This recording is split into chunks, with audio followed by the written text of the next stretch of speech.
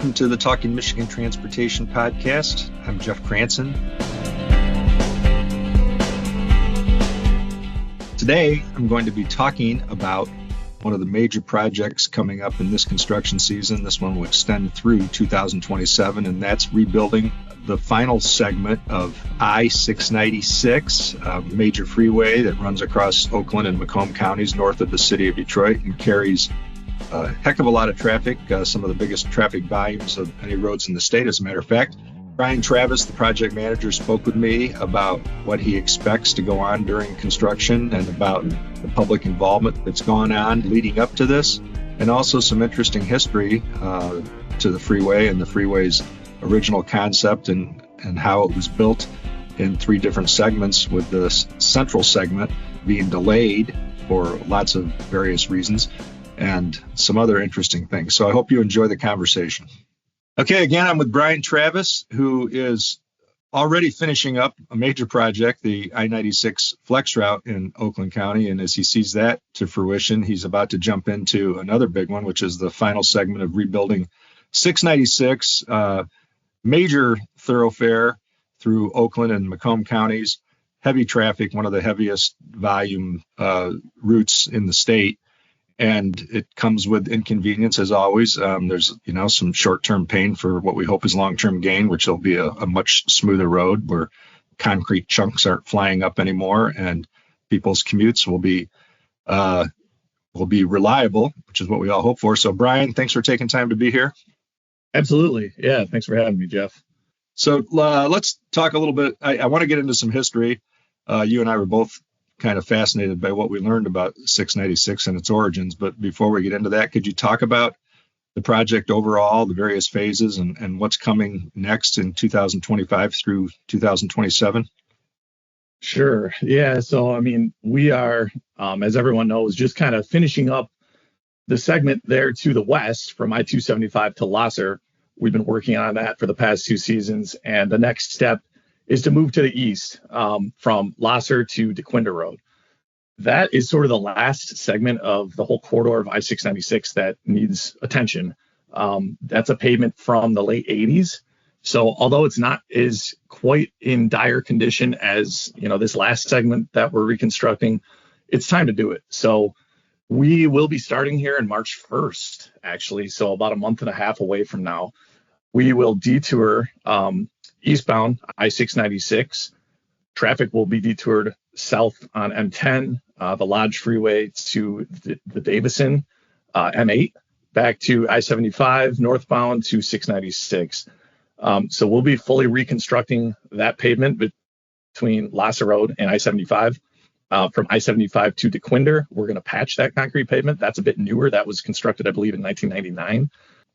And this will happen over a 3-year period. So the detour route is 2 continuous seasons. That will conclude at the end of 2026. And then we'll finish that last season in 2027, working on that stretch from Lahser to DeQuinder, patching the pavement there.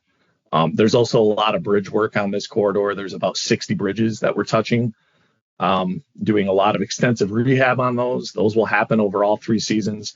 We're also reconstructing one of the tunnel bridges, or the plaza bridges.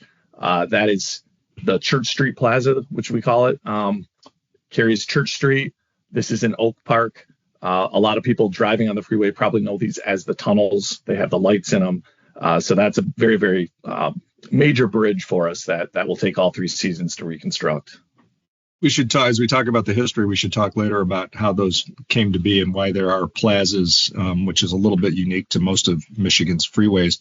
But first, I was hoping you'd talk a little bit about the outreach and public engagement that goes on for a project like this that touches, so many cities along the corridor, and how difficult it is in modern times with such a fractured media environment. In the olden days, you put a legal ad in the Free Press and the Detroit News, and everybody knew what was going on, and they had plenty of heads up. But now there's just no way to target everybody, and no matter what you do, there are people that might not hear about it until the project actually starts. So could you talk about the challenges of public engagement?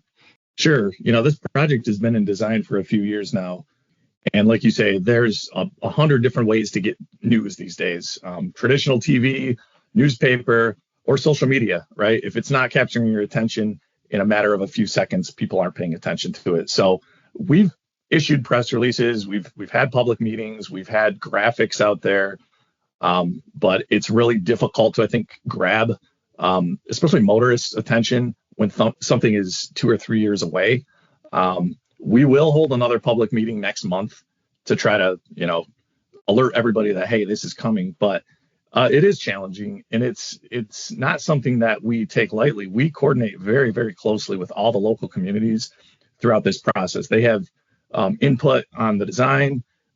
They voice their concerns with projects that they have going on, or things with, emergency response or access or pedestrians. So we take all of that into consideration. So all of these local communities, the governments, they're aware of the project that's coming. I think it's the citizens, the commuters that aren't always in tune with, traffic's going to be detoured for 2 seasons. So the word is starting to get out now. And that's why we're trying to really, get as much accurate information as we can to the public.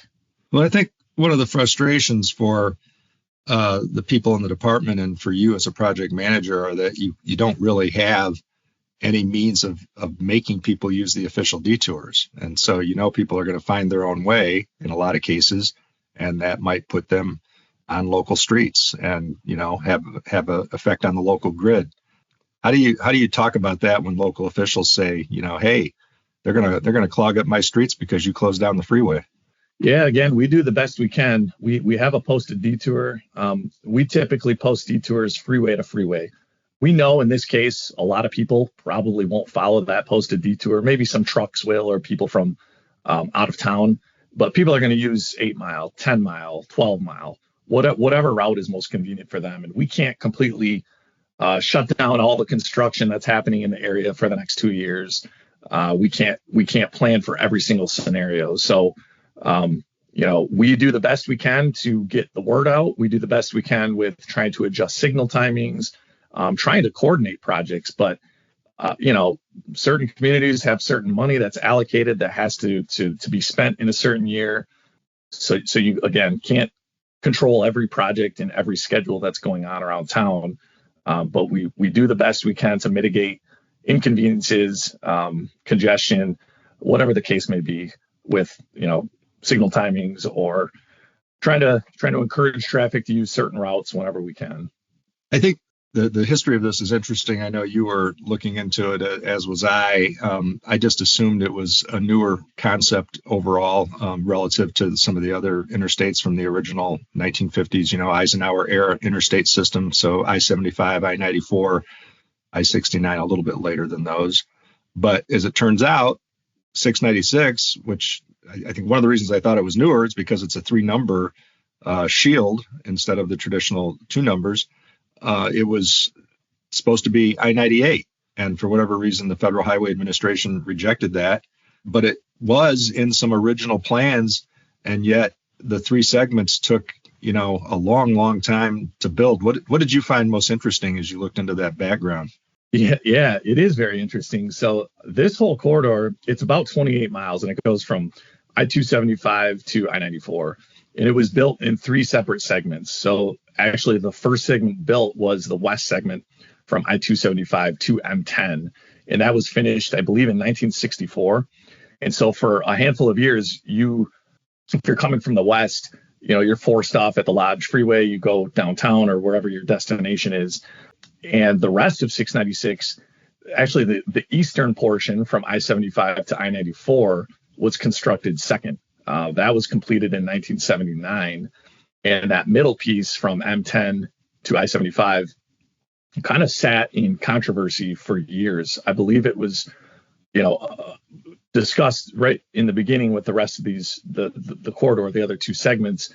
But because it intersected some important communities, I think it touches 8 or 9 different cities through the corridor. If you look at the layout of that middle segment, it drops down. It's got curves. It's avoiding certain communities. Downtown Royal Oak, it has to avoid. It had to avoid the Detroit Zoo. It goes through Oak Park, which has a large Orthodox Jewish community. There was a lot of discussions with that community about how to construct a freeway, but also maintain pedestrian access for them. And that's the reason for those 3 plaza bridges.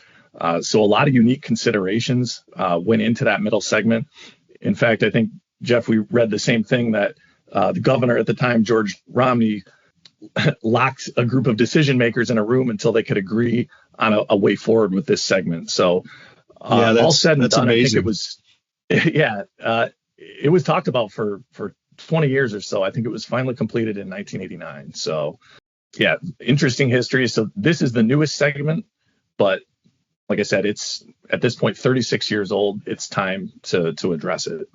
Well, and it's going to last a good long time because for the most part, you're doing a major rebuild. I think you pointed out earlier that some of this doesn't have to be completely rebuilt, but a lot of it is, and it's going to give you a long shelf life now on the new pavement.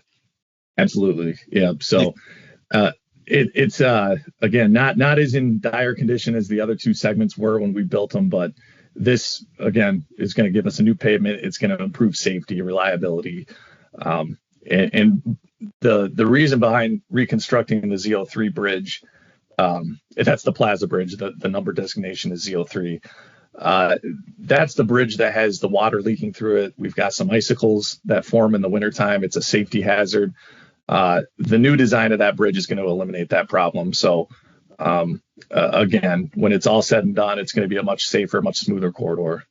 Yeah, I think that addressing that is specifically those leaks at the plaza make a lot of sense. And that is very interesting history, what the department did at the time to accommodate the community and the people that basically walked to synagogue.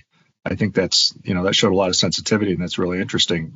But I sure wish there was a recording of Governor Romney in the room with those local officials, forcing them to get an agreement on the route. It would be fascinating to listen to now. Totally agree.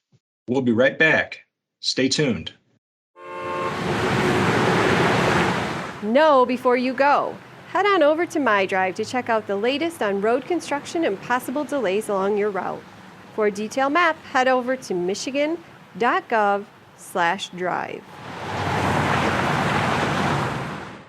Do you think going forward with this that you've learned? I mean, doing that 96 project was huge. I mean, it's got to be the biggest thing you've been involved in as a PM, I would think. Could you talk a little bit about what you think you learned along the way that'll be a benefit to you as you manage this one? Yeah, I've had the honor of working on the 96 Flex Route project. I was on the eastern reconstruction of I-696 in Macomb County a few years back. So definitely have learned a lot about how to manage a schedule this large and what it takes to complete a job of this size. These are huge jobs. It does require a lot of people, a lot of effort. It requires a contractor that's able to deliver a quality project and work day in and day out to lay down material, produce concrete, get trucks in and out of the corridor, and doing it safely. Safety is probably the biggest thing that we've learned throughout the corridor is we still have to build these freeways while also having traffic right adjacent to us, two-way traffic or traffic on the bridges, whatever the scenario is. There's always incidents that happen. There's coordination that we have to have with emergency response personnel to get fire trucks in, police cars, ambulances in to respond to incidents.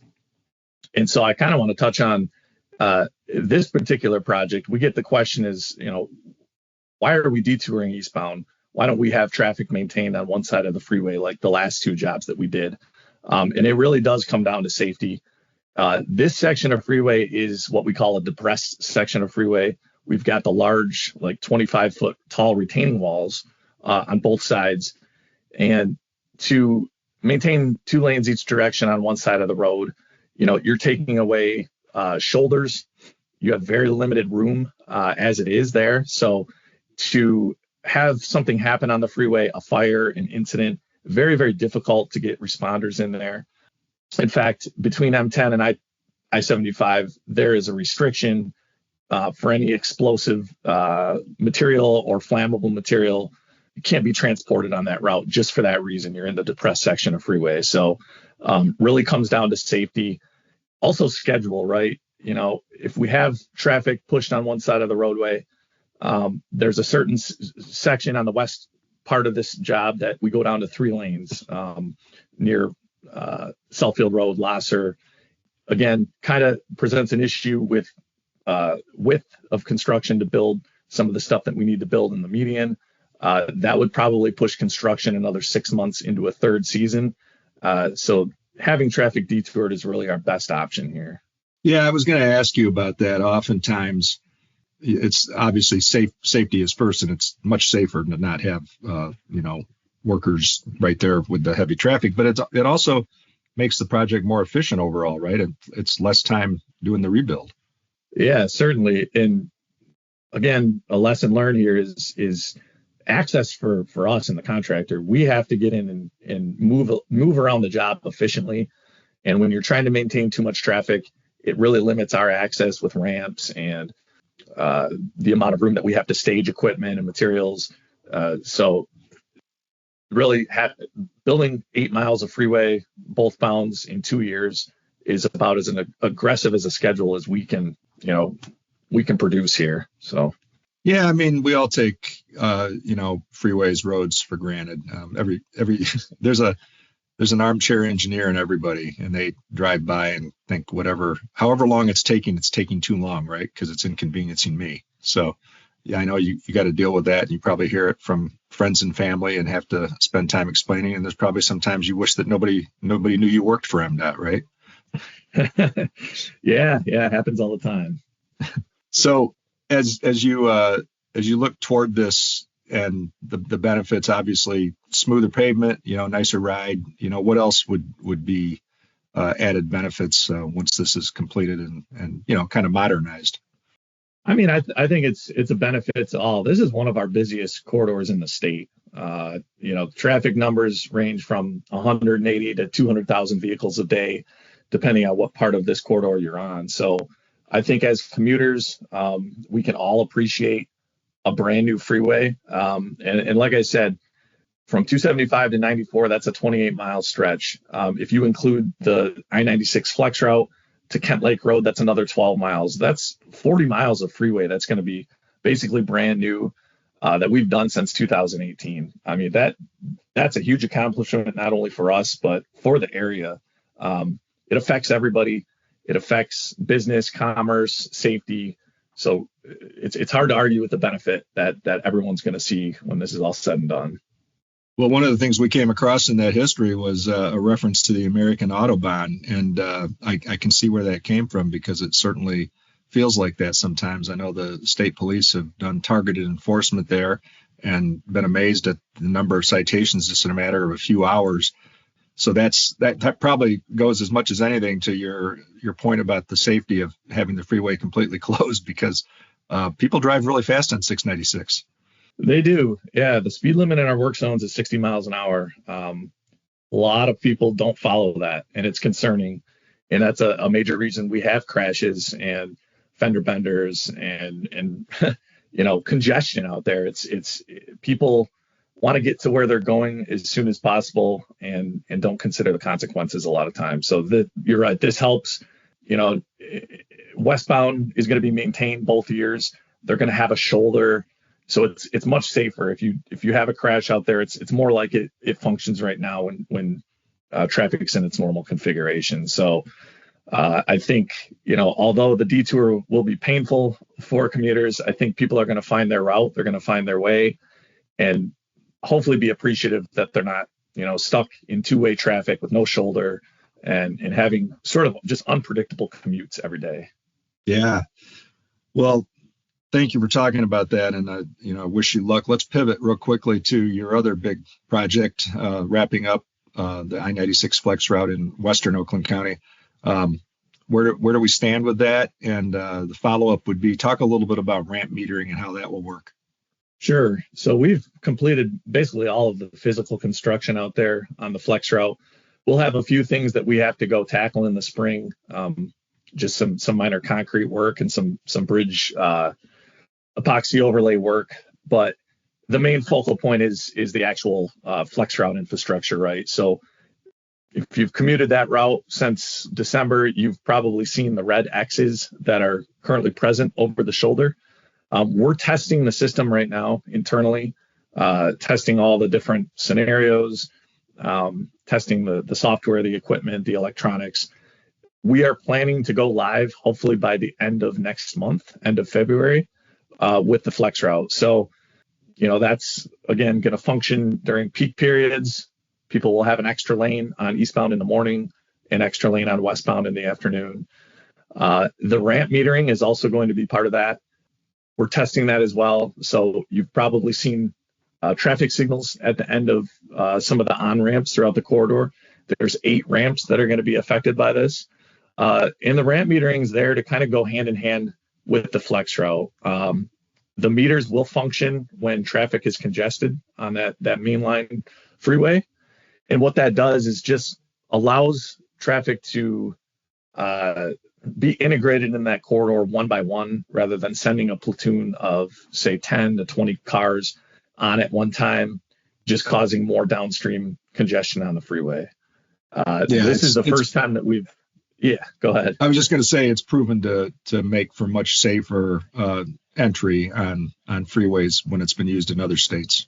Yeah, and it's used in a lot of other states. We had it here briefly, I think, in the 1980s on the Lodge, and maybe 94. But for most drivers here, it's going to be brand new. So I think there's going to be a learning curve. It's fairly simple. There's a signal that you're going to be required to stop at when it's activated, and other times a day when it's not activated, it's going to flash yellow. So yeah. No, it's I'm looking forward to the technology. Obviously, that section is as busy as US 23 is, where the first flex route is. That section of 96 in Oakland County is very busy certain times of day, and I think it'll be a real nice bonus for the people that have to travel that. So, is there anything else you want to say about either one of these things, Brian, before we wrap up? I'll just say the 696 project we've been working on the last couple of years. We'll have a bit more work in the spring to put in permanent pavement markings on eastbound 696. We have some tree plantings to do, so you'll see some activity out there as well. But for the most part, with that project and the flex route, we're substantially complete as far as traffic impacts. Yeah, no, that's great. It'll be a nice thing to celebrate. Well, thank you as always for taking time to talk about these things. I really appreciate the effort you put into communicating with the public and the various people that are affected by these things. It's a very important part of what you do. Yeah, appreciate the opportunity to talk through this. We're expecting another successful project, and excited to get started. So, yeah, that's great. I'd like to thank you once more for tuning in to Talking Michigan Transportation. You can find show notes and more on Apple Podcasts or Buzzsprout. I also want to acknowledge the talented people who help make this a reality each week, starting with Randy Debler, who skillfully edits the audio, Jesse Ball, who proofs the content, Courtney Bates, who posts the podcast to various platforms, and Jackie Salinas, who transcribes the audio to make it accessible to all.